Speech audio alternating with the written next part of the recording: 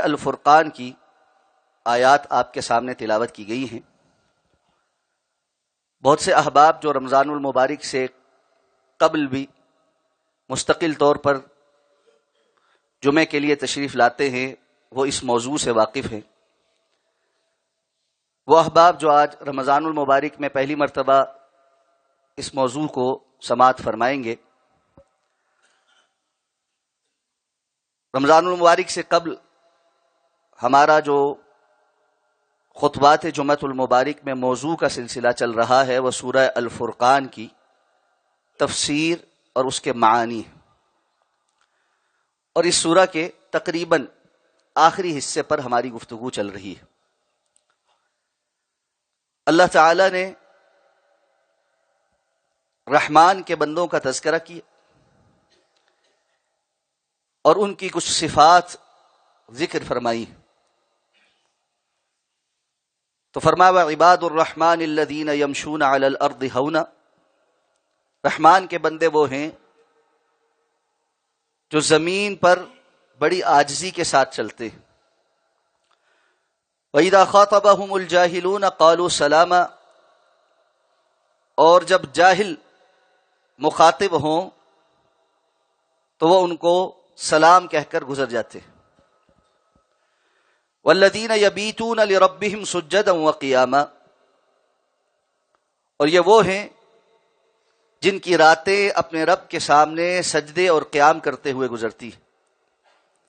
وَالَّذِينَ يَقُولُونَ، اور یہ وہ ہیں کہ جو راتیں تہجد میں گزارنے کے باوجود اللہ سے فریادیں کرتے ہیں کہ ربنا اصرف عنا عذاب جہنم، اے ہمارے رب ہم سے جہنم کے عذاب کو دور فرما دے۔ ان عذابها کان غراما، اس کا عذاب تو بڑا ہی چمٹنے والا، بڑا سخت بھاری ہے۔ انہا سات مستقرا و مقاما، اور جہنم ٹھہرنے کے لیے اور رہنے کے لیے ایک بہت ہی بری جگہ ہے۔ اس کے بعد فرمایا والذین اذا انفقوا، رحمان کے بندے وہ ہیں، یہ وہ ہیں کہ جو جب خرچ کرتے ہیں لم یسرف، اسراف نہیں کرتے، ولم یقتر، اور نہ ہی بخل سے کام لیتے، وکان بین ذلک قواما، اور ان کا خرچ کرنا ان دو انتہاؤں کے درمیان اعتدال کے ساتھ ہوتا۔ اور پھر فرمایا والذین لا يدعون مع اللہ الہا آخر، یہ وہ ہیں جو اللہ کے سوا اللہ کے ساتھ کسی اور الہ کو نہیں پکارتے۔ ہمارے گزشتہ خطبات میں آیا مبارکہ کے اس حصے تک تفصیلاً ہماری گفتگو مکمل ہو چکی ہے۔ اگر کوئی بھائی آج نیا آیا ہے اور وہ پچھلا موضوع تفصیلاً جاننا چاہے تو وہ ہمارے جو سوشل میڈیا پیجز ہیں وہاں پر گزشتہ خطبات کے ویڈیوز موجود ہیں، وہ سماعت فرما سکتا ہے۔ مشرکین مکہ ان آیات کے اولین مخاطب تھے۔ اس دور میں بہت ساری قباحتیں تھیں، لیکن یہ تین برائیاں بالعموم پائی جاتی تھی، یا اگر یہ کہا جائے کہ تقریباً ہر شخص میں پائی جاتی تھی اور تینوں ہی جمع ہو جاتی تھی ایک بندے کے اندر، تو یہ بے جا نہ ہو۔ پہلی برائی کہ وہ اللہ کے ساتھ اوروں کو پکارنے والے، شرک کرنے والے تھے۔ دوسری برائی وہ قتل و غارت گری کرنے والے تھے، اور تیسری برائی وہ بد کردار تھے، ازدواجی تعلقات سے ہٹ کر حرام تعلقات کے قائم کرنے والے، زنا کے مرتکب تھے۔ اور بالعموم معاشرے میں ان چیزوں پر فخر بھی کیا جاتا تھا۔ اللہ تعالی نے جو دین نازل کیا اس نے ان تینوں باتوں کو بہت گہرائی کے ساتھ ان کی جڑ سے پکڑا۔ رسول اللہ صلی اللہ علیہ وسلم نے اللہ کے اس نازل کردہ دین کو جب اس معاشرے کے اندر عام کرنا شروع کیا تو ان 3 سنگین گناہوں کی قباحت اور ان کی برائی کو بہت زیادہ واضح کی. یہی وجہ ہے کہ قرآن و سنت میں جا بجا شرک کا انکار اور اس کا سب سے بڑا گناہ ہونا ان الشرک لظلم عظیم، اور یہ کہ اللہ رب العزت مشرک کو اگر وہ شرک کرتا ہوا ہی مر گیا تو معاف نہیں فرمائیں گے. اس کے سوا کتنا ہی بڑا کوئی گناہ ہو اللہ تعالیٰ اگر اللہ نے پسند فرمایا تو معاف فرما دیں، اگر عذاب دینا چاہیں تو عذاب دیں. لیکن مشرک کے لیے اللہ نے یہ فیصلہ کر دیا ہے کہ اللہ تعالیٰ اس کو معاف نہیں فرمائے. ان اللہ لا یغفر ان یشرک بہ ویغفر ما دون ذلک لمن یشاء. اور ہم نے تفصیلاً اس پر بات کی ہے کہ شرک کیا ہوتا ہے. اللہ رب العزت کی ذات میں، اللہ کی صفات میں، اللہ کے افعال میں مخلوق کو اللہ کے برابر ٹھہرانا، اللہ کو چھوڑ کر کسی اور کے متعلق یہ عقیدہ اور ایمان رکھنا کہ وہ ما فوق الاسباب، کسی بھی جگہ ہر حال میں جب بھی اس کو پکارا جائے پکار سنتا ہے اور مدد کرنے پر قادر ہے. یہ خاصیت اور صفت بھی صرف اللہ کی ہے. مخلوق میں اگر کسی کو اس مقام پر لایا جائے گا تو اللہ کا شریک بنائے. اور اگر مخلوق میں سے کسی کو بھی اللہ کے ایسے افعال کے اندر شریک سمجھا جائے گا جو اللہ کا خاصہ ہے، اللہ کے سوا کسی اور کا خاصہ نہیں، تب بھی وہ شرک ہے. اولاد بہت بڑی نعمت ہے، لیکن یہ اولاد اللہ کی طرف سے عطا ہوتی. یہب لمن یشاء اناثا ویہب لمن یشاء الذکور. اگر کوئی شخص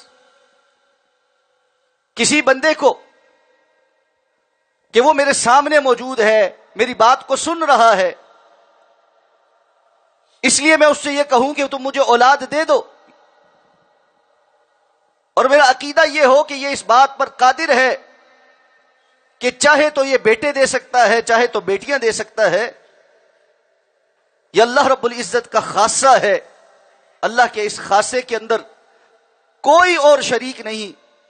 اللہ رب العزت نے اپنے انبیاء کو بھی اگر اولاد سے محروم رکھا تو وہ محروم رہے، اور جب تلک اللہ رب العزت نے عطا نہیں فرمائی وہ جلیل القدر نبی ہونے کے باوجود اپنے لیے اولاد نہیں پیدا کر سکے اور اللہ کے در کے محتاج رہے. زکریا علیہ السلام بڑھاپے میں بھی اللہ سے ہی دعائیں مانگتے ہیں کہ یا اللہ مجھے اولاد عطا فرما، رب لا تذرنی فردا، یا اللہ مجھے اس عمر میں بھی تنہا نہ چھوڑ دے کہ میرا کوئی وارث نہ ہو.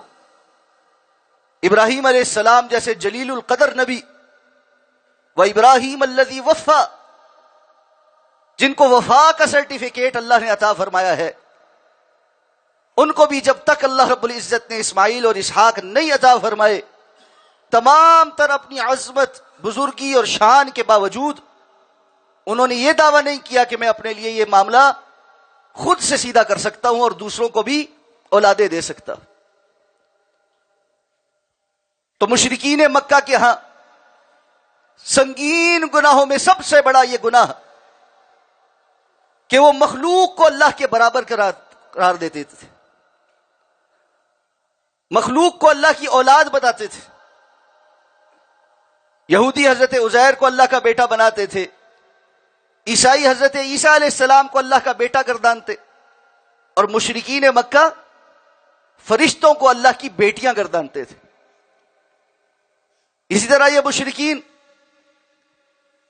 اس عقیدے کے حامل بھی تھے کہ جو بت ہم نے گھڑے ہیں یہ نیک لوگوں کی نشانیاں ہیں. اصل میں یہ بت نہیں سنتا بلکہ وہ نیک بندہ سنتا ہے جو اس دنیا سے ہزاروں سال پہلے بے شک چلا گیا ہو، لیکن وہ ہر جگہ ہر کسی کی سننے پر قادر ہے. اس کو پکارا جا سکتا ہے، اس کی یاد کے لیے اس کی شکل و صورت کی مورتی گھڑ کے وہ اپنے گھروں میں بھی رکھتے، یہاں تک کہ بیت اللہ کے اندر بھی رکھ دیے. اور جب فتح مکہ ہوا ہے تو 360 بت بیت اللہ کے اندر موجود تھے. ان کا بھی عقیدہ یہ تھا ما نعبدهم الا ليقربونا الى الله زلفا، ہم ان کی عبادت صرف اسی لیے کرتے ہیں کہ یہ ہمیں اللہ کا مقرب بناتے. اور وہ بھی یہی کہتے تھے کہ ہر بادشاہ کے وزیر ہوتے ہیں، اللہ شہنشاہ ہے، آگے یہ اولیاء اللہ اس کے وزیر ہیں، ہم عوام ہیں، ہماری اس شہنشاہ کے دربار تک رسائی نہیں ہے، ہم پہلے ان دروازوں کو، ان وسیلوں کو پکڑتے ہیں، ہماری ان تک اور ان کی اللہ تک. وہ بھی یہی کہتے تھے کہ بندے نے چھت پر جانا ہو تو اس کو سیڑھی پر اس کو سیڑھی پر چڑھنا پڑتا، چھلانگ مار کر کوئی چھت پر نہیں جا سکتا، اس لیے یہ سیڑھیاں ہیں جو ہمیں اللہ تک پہنچاتی ہیں. ان کا یہ خیال تھا کہ الحی القیوم رب، جو انسان سے تمام ماؤں سے زیادہ محبت کرنے والا ہے، جو علی کل شیء قدیر ہے، جو سمیع بصیر ہے، اور جو اقرب الیہ من حبل الورید ہے، انسان کی رگے جان سے بھی زیادہ اس سے قریب ہے، وہ رب تو براہ راست نہیں سنتا، لیکن وہ بزرگ جو سینکڑوں سال پہلے اس دنیا سے چلا گیا، فوت ہو گیا، مٹی میں دفن کر دیا گیا، وہ میری براہ راست سنتا ہے. اس قسم کی قباحتیں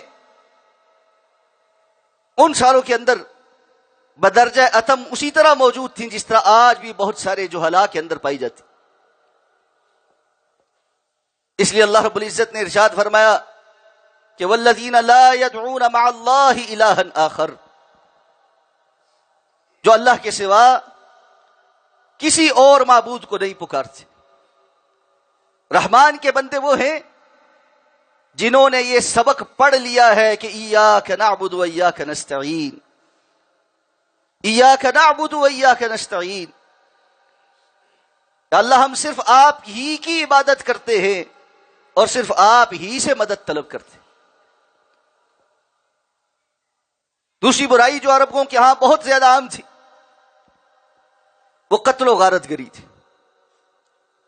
اسی لیے فرمایا وَلَا يَقْتُلُونَ النَّفْسَ الَّتِي حَرَّمَ اللَّهُ إِلَّا بِالْحَقِّ، وہ کسی جان کو قتل نہیں کرتے جس کو اللہ نے قتل کرنا حرام قرار دیا ہو، الا بالحق، سوائے حق کے ساتھ. یہ حق کے ساتھ کیا ہے کہ اللہ رب العزت نے کچھ جرائم کی سزا موت رکھی، اور حکومت وقت کا کام ہے کہ وہ معاشروں کے اندر عدل و انصاف کے تقاضے پورے کرتے ہوئے جس جرم کی سزا اللہ نے موت رکھی ہے، موت کی وہ سزا جاری کرے. قاتل کو قصاصاً قتل کیا جائے گا، سزائے موت دی جائے گی. مرتد کو سزائے موت دی جائے گی. شادی شدہ زانی مرد ہو یا خاتون ہو، اس کو موت کی سزا رجم دی جائے گی. یہ ہے الا بالحق، حق کے ساتھ قتل کر. کفار کو میدان جہاد میں جب وہ مسلمانوں کے دو بدو آ جائیں اور جنگ کرنے کو تیار ہوں تو قتل کیا جائے گا، یہ الا بالحق کے اندر شامل. لیکن ان سے ہٹ کر جس معاملے کے اندر اللہ رب العزت نے انسانی جان کو قتل کرنا حرام قرار دیا ہے، وہاں قتل و غارت گری کرنا اور بے دریغ قتل و غارت گری کر، یہ بہت بڑا گناہ ہے. اس قدر بڑا گناہ ہے کہ اللہ فرماتے ہیں من قتل مؤمنا متعمدا جس نے کسی ایک مومن کو جان بوجھ کر قتل کیا، کئی نہیں، مؤمنن، ایک مومن کو، فجزاؤہ جہنم، تو اس کا بدلہ جہنم ہے جس کے اندر اس قاتل کو ڈالا جائے گا۔ قتل بہت بڑی جسارت ہے، جس جان کو اللہ رب العزت نے دنیا کے اندر بھیجا ہے اس کو اللہ کا اختیار اپنے ہاتھ میں لے کر اس کی جان کو ختم کر دینا، اللہ رب العزت نے اس کی اجازت نہیں دی۔ یہی وجہ ہے کہ انسان کو تو اپنی جان لینے کی بھی اجازت نہیں دی گئی۔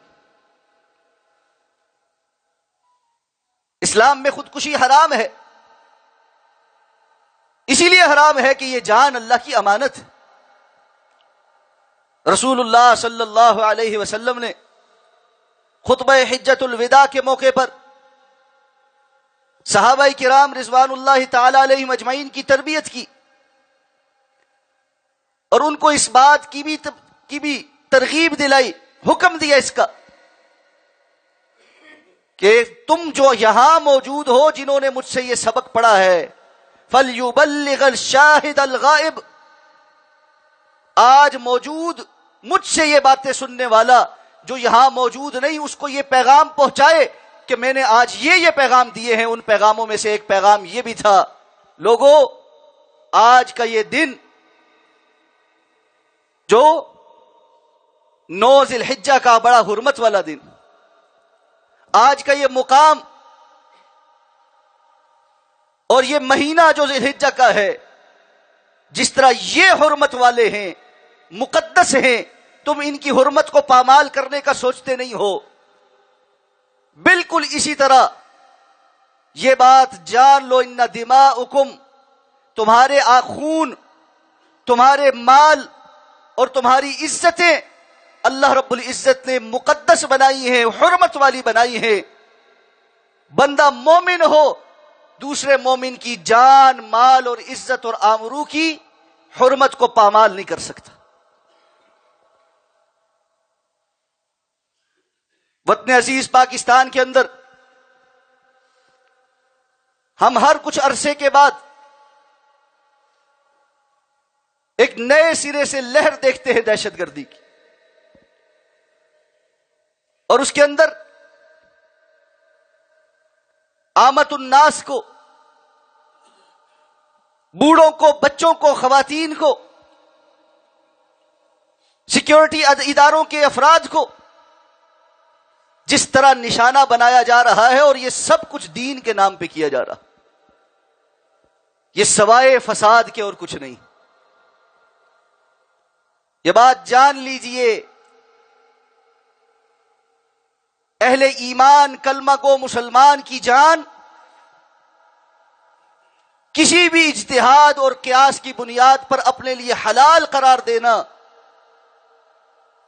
یہ بہت سنگین جرم ہے، اور اس جرم کے مرتکب اللہ رب العزت کے ہاں قیامت کے روز بہت سخت قسم کا حساب دے۔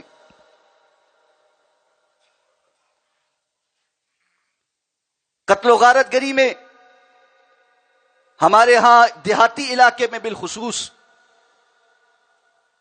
ذات برادری کے تعصب میں، سیاست کے تعصب میں، مذہبی شدت پسندی کے تعصب میں،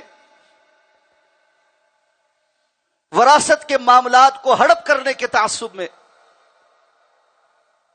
جس بے دریغ انداز میں لوگوں کی جان کو ختم کر دیا جاتا ہے، قتل کر دیا جاتا ہے، ایسا محسوس ہوتا ہے ہم نے کتاب و سنت کے یہ احکامات کبھی زندگی میں نہ پڑھے نہ سنے۔ فی زمانہ بہت تیزی کے ساتھ وطن عزیز کے اندر ایک اور ٹرینڈ چل پڑا ہے، اور وہ یہ ہے کہ لوگوں کا جتھوں کی صورت میں کسی پر بھی توہین مذہب کا الزام لگا کر اس کو مار مار کر ہلاک کر دینا،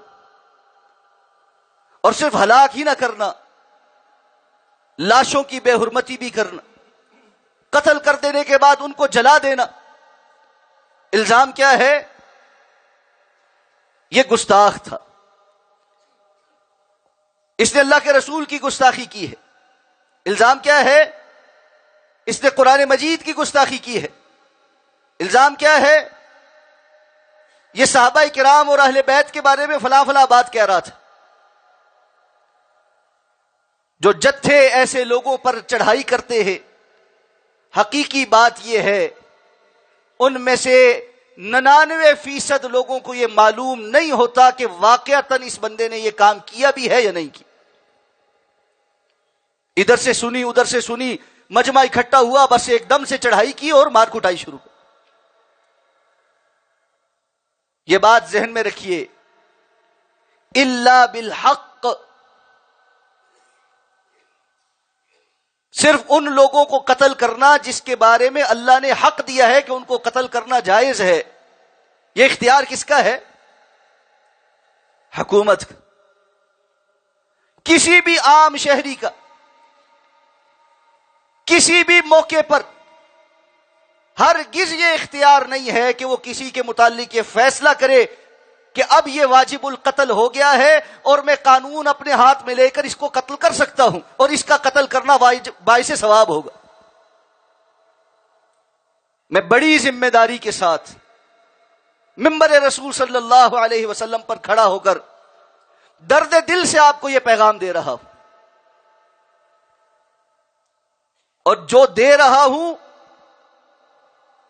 بہت سوچ سمجھ کر دے رہا ہوں۔ مجھے اس بات کا بھی ادراک ہے کہ میرا جمعہ پڑھانے کے بعد میرے بہت سے محبت کرنے والے، چاہنے والے مجھے کہیں گے کہ آج آپ نے بہت مشکل دروازہ کھول دیا، کچھ خیال کیا کریں، کچھ اپنی سیفٹی کا خیال کیا کریں۔ لیکن اس منبر کے کچھ تقاضے،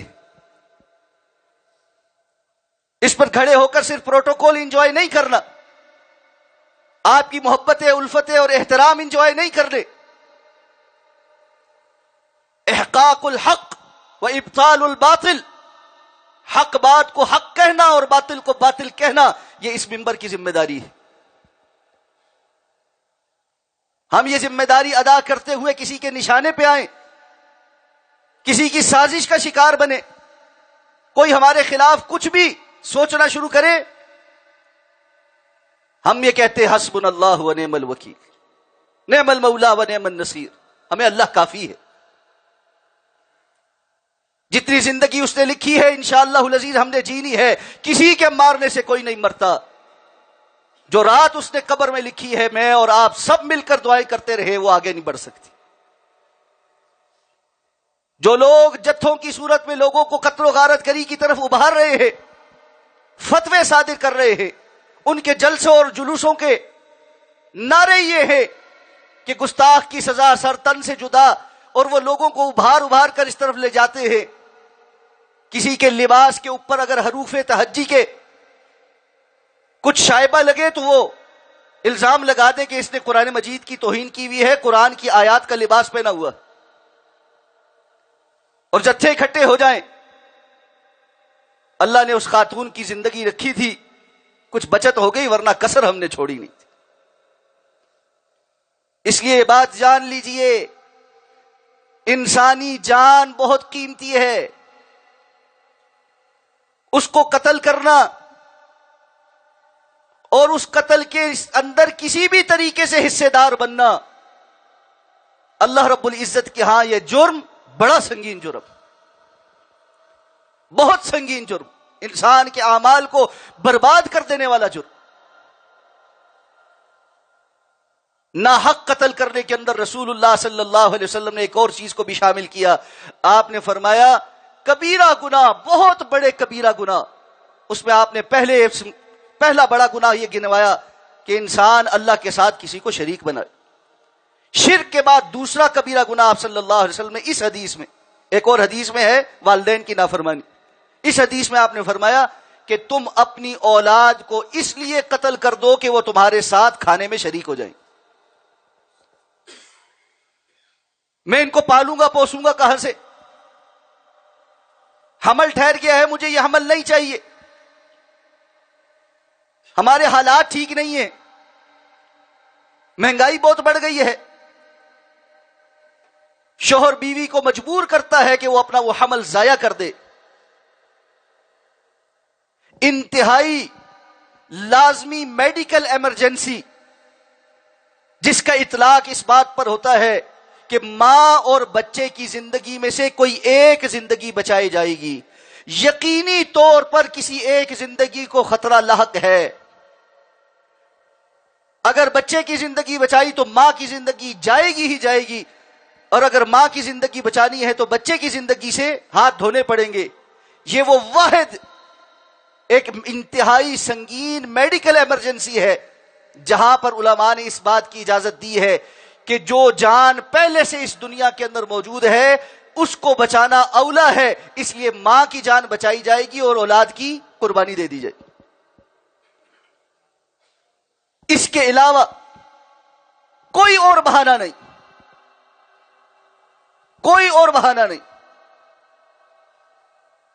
یہاں تک کہ آج الٹرا ساؤنڈ سے یہ معلوم پڑ جاتا ہے کہ بعض بچے شکم مادر کے اندر ہی اپاہج ہے. خاص طور پہ ایک بیماری ہے جس میں دماغ میں پانی بھر جاتا.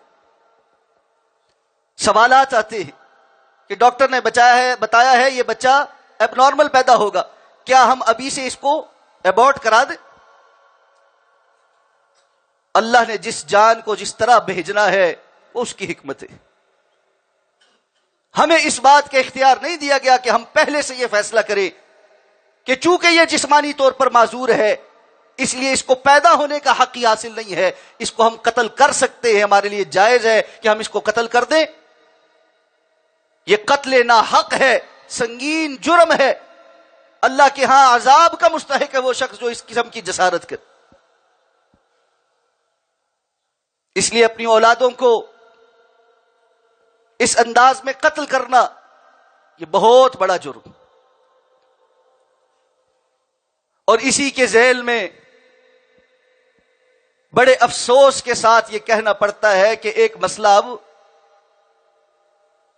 کثرت کے ساتھ ہمارے سے پوچھا جانے لگا، اور اللہ ہم سب کو اس سے محفوظ فرمائے، کہ ناجائز حمل ٹھہر گیا ہے. خاندان میں برادری میں کیا منہ دکھائیں گے؟ شرعن کیا حکم ہے؟ اس کو ہم ختم کروا سکتے؟ درد دل کے ساتھ عرض خدمت ہوں، شریعت کا تھوڑا سا خیال پہلے کیا ہوتا تو بات یہاں تک نہ پہنچتی. اللہ کے دین کو مذاق نہ سمجھیں، اس کی پابندیوں کو ظلم نہ سمجھیں. دین نے جو حدود قائم کی ہیں وہ انسانی معاشرے کے بقا کے لیے بڑی ضروری ہیں، ضامن ہے انسانی معاشرے کے بقا کی، انسانوں کی عزت کی، احترام کی. جب بندہ اس حد کو پھلانگتا ہے وہ خود سے اپنی عزت کا سودا کر چکا ہوتا. یہ تو رب کائنات ارحم الراحمین ہے کہ وہ پردے قائم رکھتا. لیکن اس قسم کے بھی کسی جرم میں اس بات کا اختیار اللہ نے مجھے اور آپ کو یا کسی اور کو نہیں دیا کہ وہ فتویٰ صادر کرے کہ ہاں اس بچے کو دنیا میں آنے کا حق حاصل نہیں. جس جان کو اللہ رب العزت نے اس دنیا میں بھیجنا ہے اس کے معاملات اللہ رب العزت کے سپرد ہے. وقتی صبح کی بے عزتی، معاشرے کی دھتکارنے یا دیگر پریشانیوں کے سامنا کرنے سے بچنے کے لیے کسی جان کا قتل کر دینا یہ اس سے بھی بڑھ کر سنگین جرم. رحمان کے بندے وہ ہیں جو کسی جان کو ناحق قتل نہیں کرتے. فرمایا ولا یزنون. تیسرا گناہ جو اس معاشرے میں بہت عام تھا وہ بدکاری کا گناہ تھا. ولا یزنون. رحمان کے بندے زنا نہیں کرتے. عربوں کے ہاں یہ ایک قابل فخر عمل تھا. اس کے ساتھ ساتھ انہوں نے بھی اپنے معاشرے میں یہ حد بہرحال قائم رکھی ہوئی تھی کہ جو بازاری پیشہ ور خواتین ہوتی تھیں، بستی کے باہر ان کے علیحدہ سے گھر ہوتے تھے اور ان کے اوپر علامتی جھنڈے لگے ہوتے تھے کہ یہ کعبہ خانہ ہے، یہاں پیشہ ور قسم کی خواتین رہتی ہیں، لوگ آتے تھے، ان کو پیمنٹ کرتے تھے۔ فی زمانہ ہم نے تو اس معاملے کو بھی اتنا نارملائز کر دیا ہے کہ یہ تقسیم بھی ختم ہو گئی۔ ہمارے معاشروں میں، میں کسی اور شہر کی بات نہیں کرتا، اسلام آباد کے باسیوں کو کچھ سیکٹروں کے مخصوص علاقوں کا اور وہاں پر جو فلیٹس کا دھندا ہے اس کا بہت اچھے طریقے سے پتہ۔ یہ تقسیم بھی اب ختم ہو گئی کہ بد کردار قسم کے لوگ بستیوں سے باہر رہیں گے اور پاک دامن عورتیں ان کی بستیاں اور ہوں گی۔ برائی کے یہ کام، فحاشی کے یہ کام اس قدر عام ہو گئے کہ اس کو قبولیت عامہ حاصل ہو گئی۔ جس طرح اللہ رب العزت اپنی ذات کے لیے شرک کو پسند نہیں فرماتے، اسی طرح انسانوں کی جو نسل ہے اس کے اندر بھی اللہ رب العزت شراکت پسند نہیں فرماتے، اور ہر غیرت مند انسان اس فعل سے نفرت ہی کرتا ہے۔ یہی وجہ ہے کہ اسلام نے حکم اس بات کا دیا ہے کہ وَلَا تَقْرَبُوا الزِّنَا، گندگی کے اس فعل کو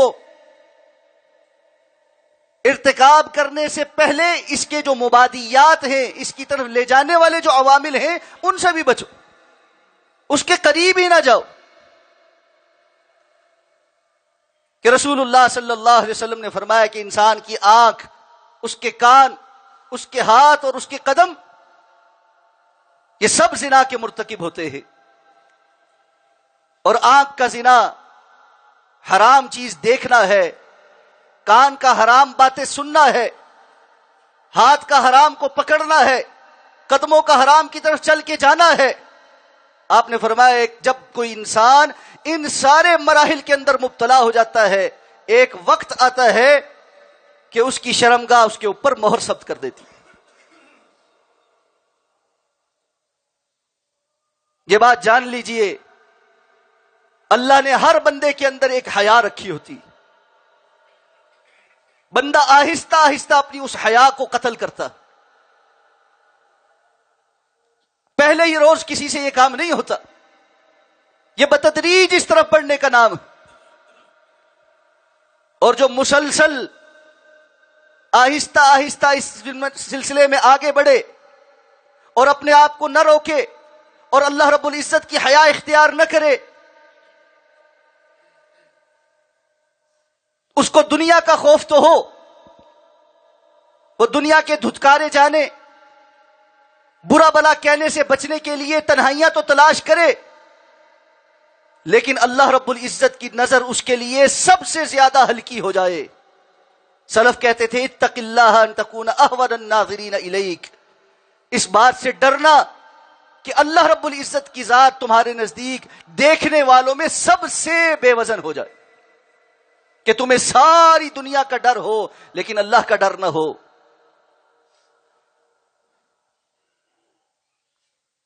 اللہ رب العزت نے انسان کے اندر ایک اپنا محاسبہ کا سلسلہ رکھا ہوا ہے، وہ اس کو ملامت کرتا ہے کہ تم غلط رستے کی طرف جا رہے،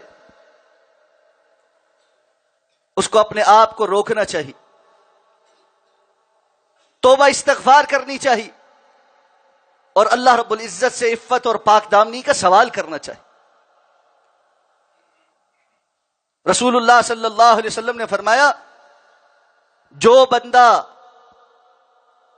استغنا اختیار کرنا چاہتا ہے، یعنی استغنا کا معنی ہوتا ہے کہ وہ یہ چاہتا ہے کہ اللہ اس کو لوگوں کا محتاج نہ بنائے، اس کو کسی کے آگے ہاتھ نہ پھیلانا پڑے. اس کے دل میں یہ خواہش ہے کہ وہ صرف اللہ سے طلب کرے، لوگوں کا محتاج نہ ہو. آپ نے فرمایا جو استغنا اختیار کرنا چاہتا ہے، مخلص ہے اس معاملے میں، اللہ اس کو مستغنی کر دیتا ہے. جو پاک دامنی اختیار کرنا چاہتا ہے، اللہ اس کو پاک دامن بنا دیتا ہے. کوشش تو کرے. جس نے پہلے ہی ہتھیار ڈال رکھے ہیں کہ میں اس معاملے میں کچھ کر ہی نہیں سکتا، اپنے نفس کے ہاتھوں اتنا کمزور پڑ چکا ہے، خواہش پرستی کے آگے اتنا کمزور پڑ چکا ہے کہ اس کو لگتا ہے میری اس گناہ سے جان چھوٹنی ہی نہیں ہے. اس کے لیے پیغام ہے، ہمت کرے، اللہ سے توفیق مانگے، سوال کرے، گڑ گڑائے، اللہ کی بارگاہ میں بیٹھے، تنہائیوں میں اللہ رب العزت سے گفتگو کرے، دعا مانگے، اللہم انی اسألک الہدا والتقا والعفاف والغنا. یا اللہ میں آپ سے ہدایت کا، تقوی کا، پاک دامنی کا اور غنا کا سوال کرتا ہوں. دعا مانگے، اللہم اغفر لی ذنبی وطہر قلبی وحسن فرجی. وہ نوجوان صحابی جو اللہ کے رسول کے پاس آئے تھے اور آ کر کہا، اللہ کے رسول مجھے بدکاری کی اجازت دیجیے. صحابہ نے ان کو برا بھلا کہنا شروع کیا. آپ نے فرمایا ٹھہر جاؤ.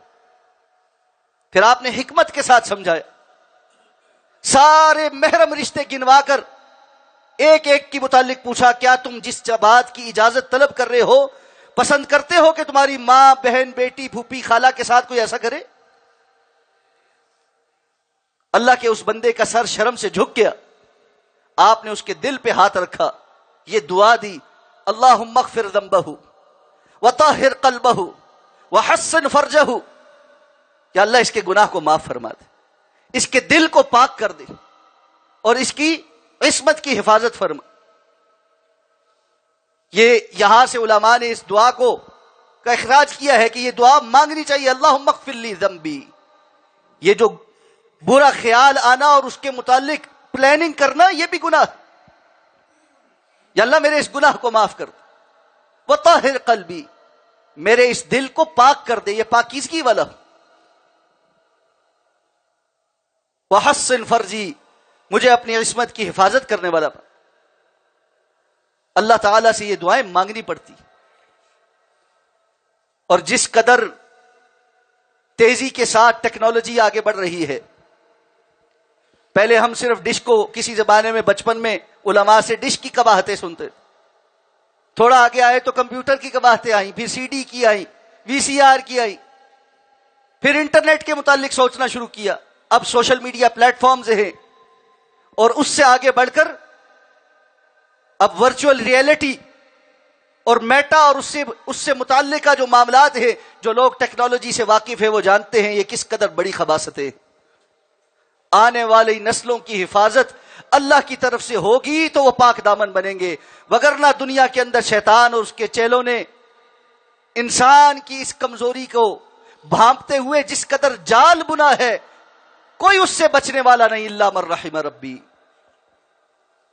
اپنے آپ کو، اپنی نسلوں کو اللہ کے سپرد کیجیے.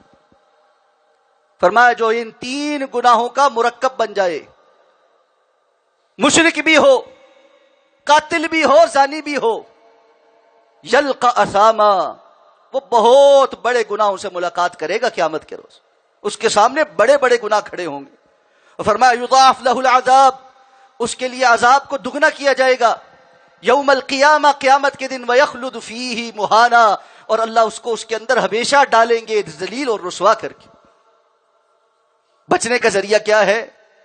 الا من تاب وآمن وعمل عملا صالحا، سوائے وہ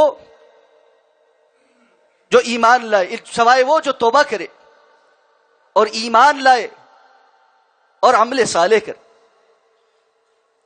اس آیت کی تفسیر میں صحابہ بیان کرتے ہیں کہ مشرکین مکہ میں سے بہت سارے لوگوں کے دل میں ایمان نے گھر تو کر لیا، لیکن آواز بند کرے اس کی، لیکن جب ان کو اپنے سابقہ گناہ یاد آتے تھے تو ان میں سے ایسے تھے جو پیدا ہی شرک میں ہوئے، جنہوں نے قبائلی عصبیت کے اندر بہت سے قتل کیے، اور بدکاری تو تھی ہی عام، تو وہ رک جاتے کہ پتہ نہیں ہمارے ان گناہوں کا کیا بنے۔ حضرت عمرو بن عاص رضی اللہ تعالیٰ عنہ خود فرماتے ہیں کہ جب اسلام نے میرے دل کے اندر گھر کر دیا، میں رسول اللہ صلی اللہ علیہ وسلم کے پاس حاضر ہوا اور آ کر کہا، اللہ کے رسول اپنا ہاتھ بڑھائیے، میں آپ کے ہاتھ پر بیعت کرنا چاہتا ہوں۔ آپ صلی اللہ علیہ وسلم نے ہاتھ آگے بڑھائے، کہتے میں نے اپنا ہاتھ پیچھے کر لیا۔ آپ نے فرمایا عمر کیا ہوا؟ کہنے لگے اللہ کے رسول میں بیعت تو کروں لیکن میرے پچھلے جو بڑے بڑے گناہ ہیں ان کا کیا ہوگا؟ آپ صلی اللہ علیہ وسلم نے فرمایا عمر تمہیں یہ پتہ نہیں، الاسلام یہدم ما کان قبلہ، اسلام زمانہ جاہلیت کے سارے گناہوں کو معاف کر دیتا۔ اس لیے یہ آیہ مبارکہ نازل ہوئی کہ جنہوں نے یہ بڑے سنگین گناہ کر لیے ہیں اور بہت کر لیے ہیں، اب بھی اللہ رب العزت نے ان کو زندگی میں مہلت دی ہے، اور یہ آیت عام بھی ہے، بعد والوں کے لیے بھی ہے، الا من تاب وآمن وعمل عملا صالحا، جو کوئی توبہ کر لے، ایمان لے آئے اور عمل کرتے ہوئے عمل صالح کرنا شروع ہو جائے۔ یہ تین شرطیں اللہ نے بیان کی ہیں، آگے ان کا جو جزا ہے وہ بہت شاندار۔ پہلے توبہ کرے، سمجھ آ گئی غلطی ہو گئی، ندامت اور شرمندگی ہو، اس عمل کے چھوڑنے کا مصمم ارادہ ہو اور آئندہ نہ کرنے کا عزم ہو، یہ توبہ کی شرائط۔ ہم میں سے بہت سارے لوگ، ہم سب گناہ گار، رب کائنات نے میرے اور آپ کے گناہوں پر پردہ ڈالا ہو۔ سچ بات تو یہ ہے اللہ غفور الرحیم یہ پردے قائم رکھے، اگر وہ یہ اٹھا لے ہم ایک دوسرے کو شکل دکھانے کے قابل۔ جس طرح ہمارے جسم کے اوپر اس چمڑی کا اللہ نے ایک پردہ ڈالا ہوا ہے، کسی کا ایکسیڈنٹ ہو جائے، وہ زخمی ہو جائے، اس کا یہ اوپر کی چمڑی جو ہے یہ ادھڑ جائے، اندر سے گوشت پوش خون نسیں رطوبتیں نظر آنے لگے، اللہ کی قسم بندہ نظر نہیں ڈال سکتا۔ یہ جلد جل جائے، جلے ہوئے انسان کو دیکھنا مشکل ہو جاتا ہے، انسان آنکھ بھر کر اس کو دیکھ نہیں سکتا۔ اس سے کہیں زیادہ نامہ اعمال کی سیاہی اور بدصورتی ہے۔ اللہ نے جو پردہ ڈالا ہے یہ اس کی خوبصورتی ہے کہ ہم ایک دوسرے کو دیکھنے کے قابل۔ اللہم استر عوراتنا، اللہم استر عوراتنا، اللہم استر عوراتنا۔ یا اللہ تو ہمارے عیبوں کے اوپر پردہ ڈال کے رکھ، یا اللہ تو ہمارے عیبوں کے اوپر پردہ ڈال کے رکھ۔ اور اللہ کے رسول صلی اللہ علیہ وسلم کی یہ بھی دعا ہے، اللہم استرنا فوق الارض وتحت الارض ویوم العرض علیک۔ یا اللہ زمین کے اوپر ہو تب بھی ہمارے عیبوں پر پردہ ڈال، زمین کے نیچے جب قبر میں چلے جائیں تب بھی ہمارے عیبوں پر پردہ ڈال کے رکھنا، اور جس دن اٹھا کر تیرے سامنے پیش کیے جائیں اس دن بھی اپنے سامنے بھی ہمارے عیبوں پر پردہ ڈال کے رکھنا۔ اور حدیث میں آتا ہے ایک بندہ ہوگا قیامت کے روز اللہ تعالیٰ اس کو اپنے سامنے حساب کے لیے پیش کریں گے، اسے کہیں گے قریب آؤ، وہ اللہ کے قرب میں جائے گا، اللہ اس کو اور باقی تمام لوگوں کے درمیان ایک حجاب قائم کر دیں گے، کوئی اور اس کو نہیں دیکھ سکے۔ اب اللہ اس سے پوچھیں گے بتا یہ کیا یہ کیا یہ کیا، وہ مانتا جائے گا یا اللہ یہ بھی کیا یہ بھی کیا، یہ بھی غلطی ہوئی یہ بھی غلطی ہوئی۔ اللہ فرمائیں گے تجھے پتا آج یہ پردہ کیوں قائم کیا؟ دنیا میں میں نے تیرے عیبوں پہ پردہ رکھا تھا، تو میرا بندہ تھا، تجھ سے غلطیاں ضرور ہوئی، تو معافی مانگتا رہا، آج میں نے صرف تجھے بتانے کے لیے کہ جس طرح میں نے تجھے دنیا میں پردہ پوشی کی ہے آج بھی پردہ پوشی کروں گا، جہاں میں نے تجھے معاف کر دیا۔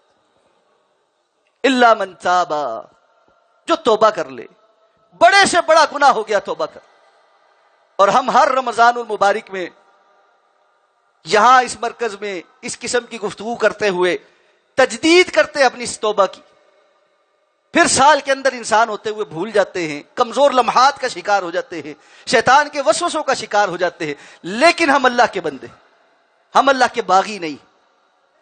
آپ سب جو رمضان کے اندر اللہ کے گھروں کو آباد کرنے والے ہو، روزے رکھنے والے ہو، راتوں کو قیام کرنے والے ہو، حق المقدور اللہ کے راستے میں خرچ کرنے والے ہو، انسان بھی ہو، انسان ہونے کے ناطے پھر کچھ کمی کوتاہی بھی ہو جاتی ہے، آؤ آج پھر تجدید کرتے ہیں، میں بھی کرتا ہوں، آپ بھی کرتے ہیں۔ یا اللہ ہم سب جو یہاں بیٹھے ہیں، ہم تیری ذات کو گواہ بنا کر تجھ سے توبہ کرتے ہیں، یا اللہ ہمارے پچھلے معاف کر، ہم کمزور ہیں، ہمارے پچھلے معاف کر۔